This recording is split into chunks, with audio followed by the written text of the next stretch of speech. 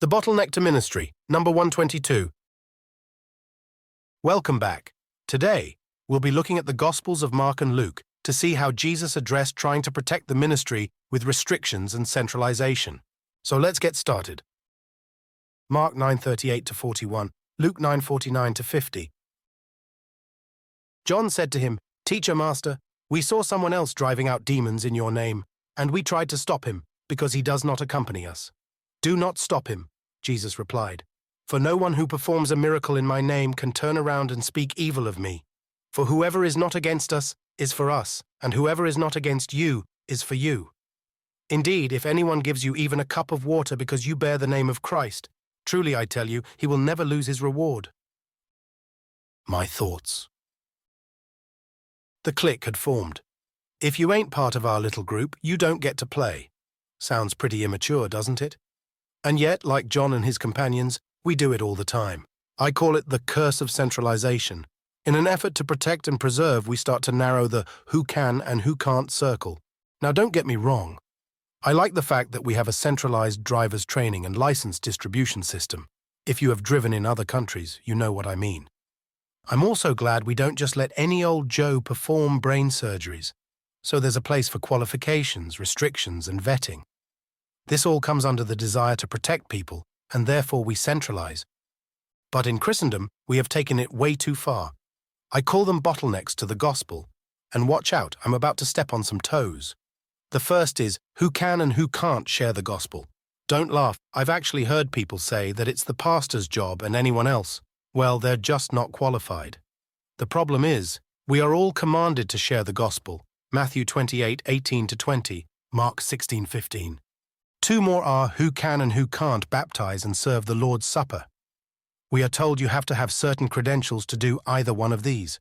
Really? Where in the Bible does it say that? First, we are again commanded to baptize. The Great Commission informs us that we are to make disciples. This means making disciples by going, teaching all of his commands, and baptizing. Have you ever heard a preacher say, "Only obey 3/4 of the Great Commission, but leave the baptisms to me"? I bet you have in so many words, you just might be recognizing it for the first time. And what about the Lord's Supper, communion? Who says you can't remember Jesus as a family around the dinner table, or as a group of normal everyday disciples enjoying a sunset on the beach?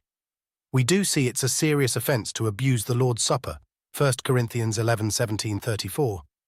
Some people were even dying as a result of their misconduct.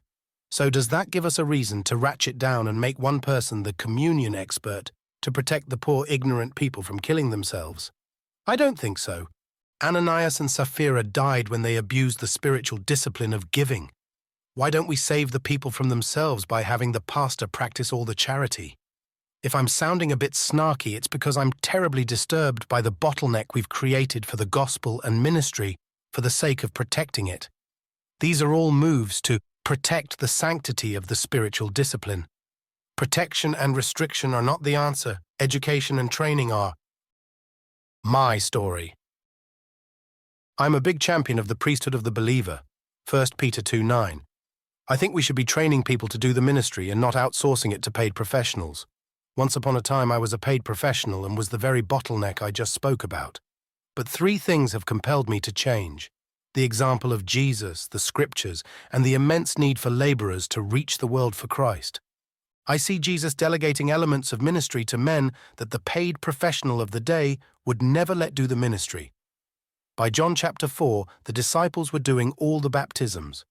By Matthew 9 and Luke 9, they were healing the sick and casting out demons. Yes, Jesus modeled, taught, and trained these men and women. But he also deployed them pretty quickly. And remember, these weren't the sharpest knives in the drawer, and one of them wasn't even in the kingdom. From Acts, it's pretty evident that normal, everyday disciples were sharing the gospel, sharing the Lord's Supper, and even being missionaries. Acts 2:46, 8:12, 11:19-21. When Luke talks about the gospel spreading so rapidly in certain regions, it was not because Paul spoke to every person in Asia. It was because the residents of Asia took the ball and ran with it. Acts 19:10. The job is too big and too important to cut out the major workforce needed to reach every tribe, tongue, and nation with the gospel. There's just too much work to do to not train every single man and woman, boy and girl to make disciples and be the church to the best of their abilities. We need every believer putting their hands to the plow to advance the kingdom of God and complete the Great Commission.